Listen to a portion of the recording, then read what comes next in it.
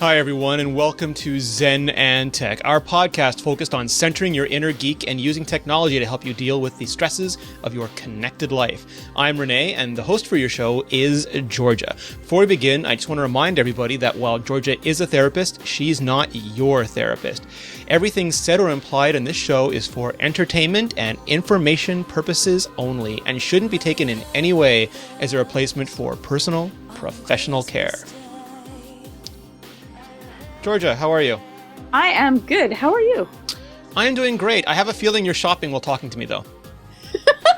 I would never do that. That would be something horrible. So yeah. Quickly add it to your cart and get on with the show. Yeah. It's already stuck there. No, of course not. So we're doing the second episode of our parenting series, a series that I'm very proud of that could not be any more important. If you missed last episode, we started discussing boundaries and consequences, and it was really interesting. We got a lot of excellent feedback on it. I was happy. I think that it's one of the few things that we are not taught how to do, so we end up falling back on what our parents did, right or wrong. So I'm happy that if I can help people out and make them have some food for thought. They may not always completely agree, like my thoughts on other things, but well, no, we anticipated a lot more pushback than we got. You got a lot of really good comments. I thought people, don't you tell me how to raise my kid, or that's, my kid is a prince. I would never give him No, we got a lot of really good, a lot of appreciative response. Yeah, I loved it. I enjoy doing it. So what do you have for us this week, if I may so ask? Well, today we're going to talk about food with children. It's we're going to go through the main issues that I see when I help parents deal with how to parent better. So they don't have, as someone said in the chat room, they said parenting is too much trial and error. That's exactly what I'm trying to change. Giving you a few more tools in your toolbox, you can choose to use them if they work and throw them out at the door if they don't. Yeah, you're not telling anyone you have to do this. You're just offering suggestions that people may or may not find helpful and useful. Exactly that. Awesome. So what about kids and food? Well, it is a very fascinating subject and one that people feel exceptionally strongly about. I get a lot of pushback from parents. If I'm talking to parents about the proper way to sleep or to speak to your child, I don't really get to a lot of pushback. But with food, there is a lot of pushback. People want to do it one way and they're very worried if they don't. So the main thing is this. This is what bothers me about parenting with children and food. We seem to be teaching our children a whole bunch of bad habits from an exceptionally early age. And then we try to untrain these bad habits in later life. And so it's like this. We teach our kids to eat everything that's on their plate, try everything, eat more, then eat dessert. And then later in life, we're trying to teach them to listen to their bodies. So you can't do that. There's a certain point of time when you should have already been letting your child listen to their body and stop eating when they're full and not have them learn that, right away when they're eating solid food rather than wait until they're 30. And then we have all of this obesity and other issues and people with bulimia and anorexia with food becomes a control issue. Well, let me ask you this. Terrific. Let me break it down because, I have certain questions about this because some of it seems so cultural. And I'll give you two examples from my own background. You have people who grew up in or whose parents grew up in wartime or during Depression when food was incredibly scarce. And they will, when you are eating, say, you don't know how lucky you are to have this food. There are people starving all over the world. Right. You finish everything that's on your plate. And it's because it's something that was so, it's such a core part of how they grew up and what formed them as beings that they seem almost trapped in that paradigm. Right. It is, and there was a time, like if your family lived in wartime, it wasn't very important because that might be the only meal that they will get. And then perhaps they, again, during times of war, times of poverty, there may not be more food. So you have to eat. Or if your child has, say, like I'm not talking about, or dealing with, if your child is severely undernourished, malnourished, missing something, or severely underweight, that would be a completely different scenario. I'm talking about healthy children, and food should be for one thing, sustenance. It should not be used as love, which people do saying, you know what, but I cooked this out of love for you. food equals love. Yes. It shouldn't be out of guilt. You know, the poor starving children in Africa, they're starving. I felt like saying, well, send it to them. I was living in Africa at the time. I was immune to that. Which actually that makes that line kind of... Well, here's another one. I mean, this is very common too. I mean, if people who have Mediterranean families, especially, mange, the minute your fork stops, the minute you're not stuffing your face, manja, manja, what's the matter? You don't like my food? You don't love me? Manja. Yes, exactly. Food shouldn't be love. It shouldn't be guilt. And it shouldn't be the third one, which is control. I told you to eat. Now eat it. So that ends up being, because in the end, the child will win. There is no way that you are going to win an issue with food. So one is you're going to lose. Two, you're going to have a stressful environment while eating, which is horrific for everyone at the table. And so what I wanted to go through today is all of the largest, I believe, are faux pas with food. So hopefully you can not make those mistakes if they're happening at home and have a relaxful, calm experience eating, which will teach children, one, we will need to teach children that food is for sustenance, not guilt, not love, not control. Two, to eat in a calm environment. And three, and the most important thing, is to listen to their bodies, which they know when they're hungry, they know when they want to eat, and they know when they're full. And you need to give them that respect to it. Now, is there a spectrum of age when this applies to? I mean, obviously, we're not talking about like baby's not going to, a baby knows when he's full, but it's probably going to be parented differently than a preschool kid or an infant or a high school kid. What are we covering today? Okay, I'm going to actually say, and this will be perhaps slightly controversial, but no, at any age, children know how much they want to eat and they will stop if they are there. Of course, if you have a newborn baby and they are underweight, you are going to have to perhaps force feed them food. But that is a rarity. And I will even say that for the amount of food and what they eat on the plate should not be force fed to them. And I think I spoke this a little bit in our adults food section, but children are naturally cautious about new foods. So all you have to do is leave the food on the plate, and you can ask them maybe to try it a little bit, but as something that's fun and a neat experience. In the end, as they see a food more often and they understand the taste, anything that's different in texture that might have been poisonous and dangerous for a child, or if they've never seen their parents eat it, something that they haven't noticed a lot. And so that's a natural reason why children will only eat one food, and once it's safe, they'll stick to it. I lived on peanut butter and jelly for most of my life, and I ended up healthy and well. So you don't have to worry. Children will, they've done studies, it's not just my opinion, but children will, if left to their own devices, eat foods that are naturally healthy for them and a pretty well-rounded diet. Not only that, they've realized that children will eat different foods depending on if they are sick or have a deficiency in something. I mean, not to be facetious, but wouldn't a kid just eat Oreos all the time? Okay. Let's get straight to that. Okay. You also, if you don't want your child to eat something, how about, I'm going to say this, don't buy it. Just don't buy it. If don't have it in the house. Too many gummy worms, don't buy any more gummy worms. What I do with my children, I never tell them that they can't eat something. I'll let them have one or two, and then yes, I will say I'll put it back, because it's true, they would eat 1,000 Oreos, but I'll give them one. I take it down. I have full control. It's not somewhere where they're going to be eat it, and then I'll give them an Oreo, and then they'll be happy with that. That's it. So maybe you can take us through the process. How do you approach getting children to eat properly, to not overeat? What's the process you go through? Well, I'm going to go through some of the, faux pas and why they should be, important to that. So one of the main ones is, eat everything on your plate and you'll get dessert. Now, this seems almost logical, then your child will eat. But let's talk about it from a learning perspective with adults. So what you are teaching your child is, one thing is stuff their face filled with their food because they want to finish what's on their plate. So they're not going to be listening to their bodies because they want dessert. Yes. I wanted dessert. I mean, you might be hoping that they're too full to have it, but then you don't know children very well. Well, no, they'll eat that dessert and they'll be full. So what you're teaching them is not to listen to their bodies, stuff their face full of food. And then not only that, now they're already full and now they're going to eat dessert as well. Now, already you can see that this is completely twisted. It is what we are trying to untrain people to do later in life. And it's the same thing with the always finish things on their plate. It's what evil characters did to children in fairy tales.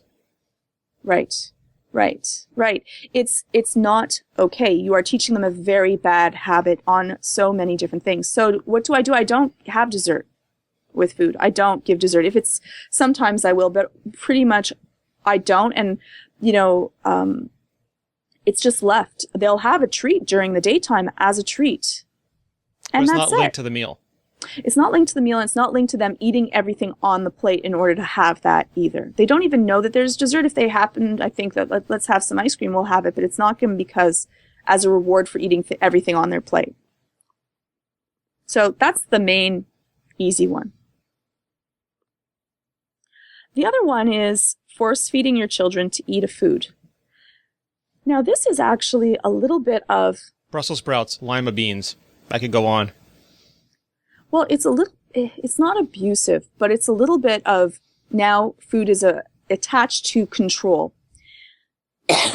And you are actually setting your child up for perhaps getting such an eating disorder or not liking that food. One of my friends who was force-fed as a child of food never ate it. Even after his children's taste buds naturally evolve, usually around their teens, they start to eat different foods that they find were a little bit more creative in that, and they will still not eat that food that they were force-fed. And it makes children angry, and it makes you angry as well. I don't even understand the philosophy of force-feeding your child to eat. Why would you do that? You wouldn't force-feed your child to play.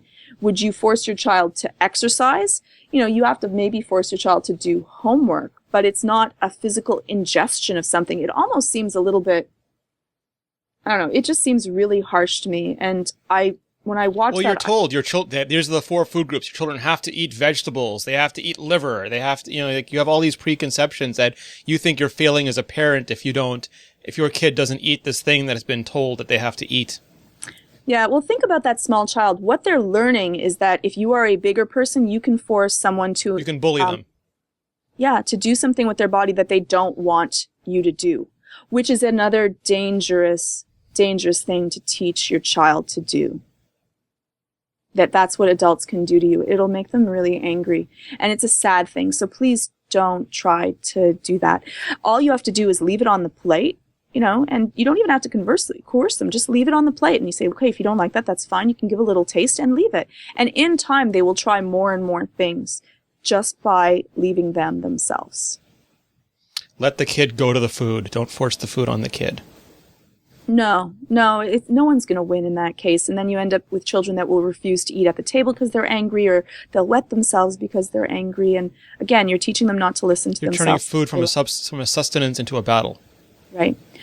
And what do I do? So what do? I always have the parents ask me, well, what do you do then if your child doesn't eat anything and then later wants a different snack? Well, I leave whatever their food was on the table. And if I didn't think they ate anything, they can eat the plate that's sitting on the table. Do I heat it up? No, they can eat it cold. They're just fine with that. And if they cannot stand that, I'll give them a piece of bread before they go to bed, and they can have that just to keep and deal with it there. I do try to make one food that they will somewhat enjoy, or I know that they would eat. I'm not cruel about it, but it's just a natural consequence. You didn't want to eat it then. Well, if you're hungry, you can have this now. And it's not a hard line either. If I don't think that they've eaten anything all day and they're starving and they'd like to have, say, applesauce, I'm fine with that. Go ahead, have the applesauce. Rushing your children to eat is another thing. Let them take their time to eat, unless, again, you can say that if you have to go somewhere, we have this much time to eat. But some children are slow eaters, so you want to give them the time to learn the skills of how to eat properly.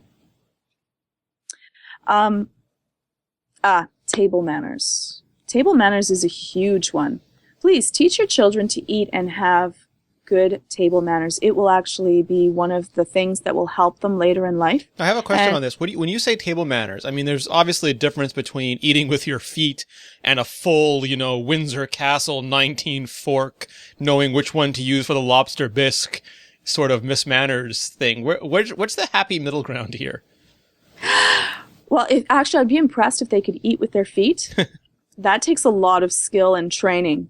But it depends on their age. So please, thank you. Learning to sit at the meal. In the end, what you want is the same thing that you would expect from them at a restaurant is what you should expect for them at the table at home. And then it also keeps one rule of when you eat. Yeah. So it would be a please, a thank you, use your napkin. Don't use your finger in your food, depending on their age. At around 2 or 3, they can start using a utensil, improperly, but they can start using it. And before that, I don't mind if I let my kids eat with all kinds, like hands. It's all good. Enjoy the food, not to throw the food, and to ask to leave the table, and so to put away the things at the table. Not just manners, but respect. Not to scream, not to yell. Yes, definitely. Respect and table manners. I don't care if they don't know how to use which fork properly, but as they get older, I would like to teach them that as well. So if they ever have to have a dinner at their girlfriend or boyfriend's house, your child knows exactly what they should do, and it will be a gift to them later. Now, they might not choose to use these, but when they get older, they'll be happy that they know how to deal with that.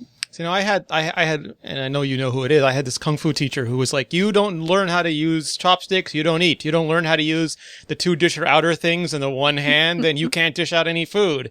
I mean, I'm sure there's differences in how you acclimatize them to table manners as well.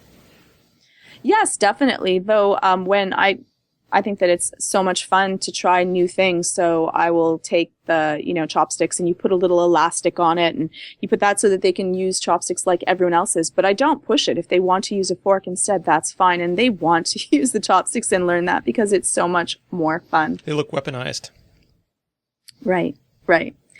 The other one is a very interesting one that I just wanted to bring up to people, is that you probably don't want your child to be overweight early in life as well. It's something that in certain cultures is highly commonplace and looked towards as a sign of affluence.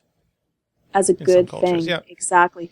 You don't want to have that, because once we gain a fat cell, we keep the fat cell. So though it might shrink, it's always there, and you'll gain weight faster, more easily later in life. So if you can keep your children at a healthy weight, not too overweight younger in life, they will thank you later on. So that's a lot of the stuff that you're talking about is things that we're it's almost like the sins of the father, the things that we've been enculturated with, we pass down without thinking about it. Like that famous story of the woman who cuts off half the loaf of bread before serving it because her mother did it, and you don't know the reason why anymore. And you're kind of challenging us to look at the preconceptions and ask if they match up with good nutrition and good parenting. Exactly. And just to take a look at what, again, we are fighting a culture of people that are dealing with being overweight and diabetes and obesity and a lot of joint eating problems disorders. And lack of activity that comes with it. Right. So if you can teach them earlier on that they don't have things that they'll learn to use later in life, they will thank you. You will have less of a chance of having issues, and being able to eat and really enjoy your meal. They do a lot of studies about France, and that they eat an exceptionally fatty diet, yet they have less heart disease than we do in North America. And they've been testing out what could it be, because they eat more fat. They do have some wine, so some people are linking it to that, but also they take their time. They really enjoy their food, the flavor, the taste. They do not feel guilty about eating that extra pastry, Georgia.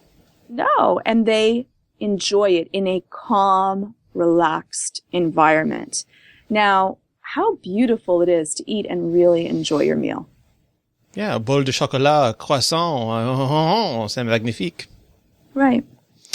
A lot of the things you're talking about too, it seems to me that humans are very good at mortgaging our future for the ease of the present. So last week and this week, it's like we don't want to fight, we don't want an argument, we'll do something. We don't want to worry about what we eat now, and we don't care about the consequences of them later in life. That's absolutely true. That's absolutely true. It's actually some of the reasons why people will force their child to eat, because they don't want to make something else later, or they'll accept bad manners because they don't want to have to correct them. Or let them eat cake for breakfast because, it's just easy. The kid won't cry. I can get on with my day. I've got to get to work. It's like Bill Cosby said, I don't want justice. I want quiet. Right. But if you teach them good table manners, good eating habits now, it will be helpful to you later in life when you don't have to spend money, time, and effort in retraining bad habits later. So even if my child is impolite at the table, I just say, please leave the room and come back when you are able to speak properly. Wait, don't go on yet. I want to know. So what do you do when they exhibit poor table manners? I correct. And then, well, it depends on what the table manners are. If they're being rude or yelling, then it's a leave the room and come back. If it would be simply that they are not they're using their hand instead of their fork, I just correct. I say, try to use your fork. And I give out polite points for every time. What can they buy these with? It's kind of like whose line it is anyway, that the points don't matter. But I give out polite points. They'll watch this later and be like, oh my God, it's true. We can never do with those points. We never got anything for our points. It was a sham. I give out polite points for if they say please and thank you and may I please have, and they use their fork properly and they use their napkin. And is there a difference if they like legitimately drop things or if they're intentionally? I mean, does intent matter? I do get upset with intent or if they're yelling and rude. And actually at a restaurant, I'll move them. They yell once, they're out of that restaurant for a moment in time. One parent leaves with the child, lets them wait till they're calm. The other parent stays if they have other children and eats, and then they can come back when they're calm. That works highly effectively and exceptionally quickly. Children, they want to be part of the party. So devil's advocate, you're a mom alone at the mall, 2 kids screaming, one kid starts throwing things. You can't leave with that kid because you're alone. I mean, is that because you didn't take steps earlier, or is that just something that happens? And what do you do when it's not the ideal situation? It's often not going to be the ideal situation. You want to spend time, if you have a child that is exhibiting a negative behavior, and this is not really for this show, but you're going to want to train them at a point in time when it is the right time, when you will just put them in a situation that you want to train out of them. So have a friend, just bring that one child so that you can, and make sure that you're not exhausted, which is hard to do as a parent, so take a nap beforehand, that you can then actually take them and make them leave the room or make them sit down. So I'll actually take if I have, say, 2 children with me or more, I would say to the child that is exhibiting the poor behavior, I would just take them, pick them up and move them 5 feet away, just at the next table on the floor. Leave them there. It doesn't have to be far away in order for the child to get it. I don't like this. Yeah, change of state. Right. Right. You just have to move to another spot and they find that as a horrible thing. Sometimes I'll remove a polite point, which they get really upset over because they're saving it up for something. No, I mean, that's highly valuable. Is there anything else on the list of faux pas? Most of that is, you want to exhibit your own good table manners so that your children, and eating habits so that your children will, in the end, they're going to learn from you what is the right and wrong thing to do. So if you are an emotional eater yourself, or you eat everything on your plate, or even if you say, ooh, I ate, like there's little things that we do that insinuate things like, ooh, I ate faster than you did. Okay. It's like, stop that. That's already a bad habit. I finished first. Can I be excused? I finished first. Can I be excused? Right. Oh, I love this one as well, is that they have to wait. They have to wait before they eat till everyone's seated at the table, and they have to wait after they're done eating. They can't leave. But they're disturbing me, honey. It'd be better if we just let the little kid go. No. They have to stay there and they have to be quiet. And they have to wait till, usually, I don't know, it depends on how fast they ate, but they have to wait there, which means that they might eat for a little bit longer. And it teaches them, if we go to a restaurant, which is what you should be using as the litmus test, is if they're at a restaurant, they can't leave. They can't leave. They can't get off. They can't run around at a restaurant. They have to sit there and be bored like I had to when I was a child, and deal with that so that they can deal with that later. Yeah, it's interesting because the children will learn by your example or they'll learn from your mistakes, and they'll learn either way, but you probably would prefer to have them learn from your example. Exactly.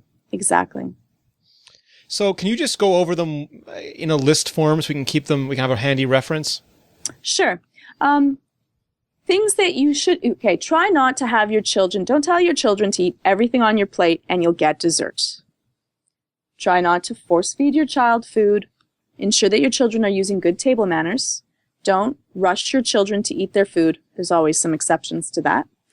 Try not to have food be an issue of control, love, or guilt. You'll lose and you're causing a lot of horrible habits. Unless your child is overweight or has a certain disorder, you don't have to worry that your child will not get a wide enough variety of foods. Of course, you don't want to have sugary foods in the house, and then you don't have to worry about them eating too much sugary food. You don't want them to eat something? Get rid of it and don't buy it. And also try to keep children, even at a very young age, when you have control over that, at a good weight limit. So let's say things have not been going well. It's been a challenge for you. You're struggling with kids and food and eating. What's a good way to start? Should they pick one thing to work on? Should they do a little bit of everything? What's your recommendation?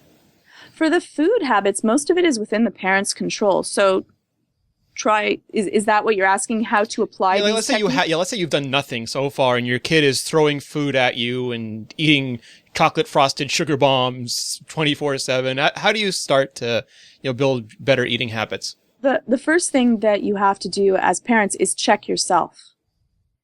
So you don't make food a control issue. You don't yell at them for not eating everything on the plate. The first thing you need to do is look at yourself and what are you actually teaching them. After that, then you need to deal with them learning to use a fork. And I love to do it through reward instead of doing it through punishment. So say, wow, that was awesome. Using a fork already, that was beautifully done. Children will respond exceptionally well to that if they're not highly oppositional or already exceptionally angry about eating at the table.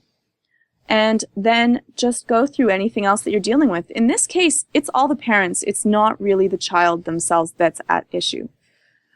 So it's your responsibility, no one else's. All right, so homework.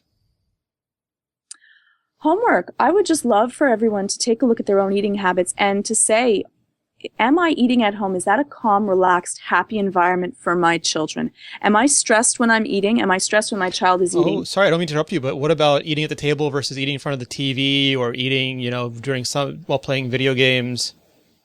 I have a usual, and it's not a hard line, but no tech at the table is pretty much a mainstay of being polite. Every once in a while we might talk about something and we'll want to look it up, and so we'll deal with that. It's not a hard set rule, but we try to keep it to that. And sometimes we will eat and watch TV or watch a movie at the same time. It's a treat, or even make a picnic at anywhere. But I try to eat at the table and we talk, though I try to talk with my kids at all times. Okay. So I'm not really here or there with it. As long as it's not, again, for me, it's a bonding time to be able to do that. But I also don't even have actual times when they eat. I believe that they should eat when they're hungry. So, let your children eat when they're hungry. Sorry. That one I missed. I apologize completely. We'll edit that one in after. No. Children should eat when they're hungry. And so, right before supper time, they'll have supper. But if they were hungry before, I'm not really that hard line about it. I think that they should eat snacks all through the day, which is what people are saying. 7 little tiny meals instead of 3 huge ones. It's also a bad habit for us. So teaching them to eat when they're hungry and not eat when they're not. Right. I mean, we did an episode, one of our first 3 or 4 episodes was on eating. And if I remember correctly, people eat differently. Some people might wait longer. Some people might eat more often, might eat more or less. We're all different. So there's no artificial schedule that's going to suit everybody.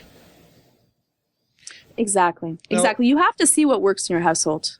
What do you do, and this is the last question that came to mind, I apologize, I should have asked it earlier, but what do you do when kids have very different food tastes and very, you can't cook every individual meal for every kid? What do you do when kids really like different things? I try to make something and they can just try it. So I have usually something on the table that everyone likes. And if they enjoy eating that, then they can just have, say, pita bread with hummus, or they can have something else. I usually make a variety. So if your children are completely diametrically opposed in the food that they eat, they can also be a part of it and help make something that they would like from the table. But you're not there cooking individual meals for everybody according to their... Oh, no. I make one meal. If they don't like it, that's fine. That's their right. But that doesn't mean that I'm going to go shopping for the, double latte espresso, chocolate bonbons for them for their snacks. That's not going to happen for me. And nor that I think that my children would expect that. But if you start that, it's going to be a very dangerous slope. Okay. Awesome. Georgia, before I let you go, I have heard through the grapevine that you have started doing talks, symposiums, conferences, corporate events. What's the story with that? Yes, I'm really enjoying it. So I'm doing talks about many different things, about corporations, how to make your corporation more happy, less stress-free, more efficient, having happier workers, and parenting issues, stress, anxiety, different disorders. And so I'm giving them around. And if you want me to talk at your corporation, let me know. I love it. Conferences, symposiums, she has you schedule those. So if you want to get a hold of her, you can email georgia@zenandtech.tv. Correct? That is it. Where else can they find you? You can also find me on Twitter at GeorgiaTIPB and on the website www.zenandtech.tv. Nice. And you can find me at Rene Ritchie on Twitter. You can find me at imore.com. You can find all of us at Zen and Tech, or email us at podcast@zenandtech.com, or just leave a comment on the show when it goes live. For all of our shows, you can find them at mobilenations.com/shows. And Georgia, I want to thank you again for doing this series. It is, I think, the most important thing we've ever done. And I do not say that lightly. I love to do it, and I love to read everyone's comments. So send them in. Please. Do email us.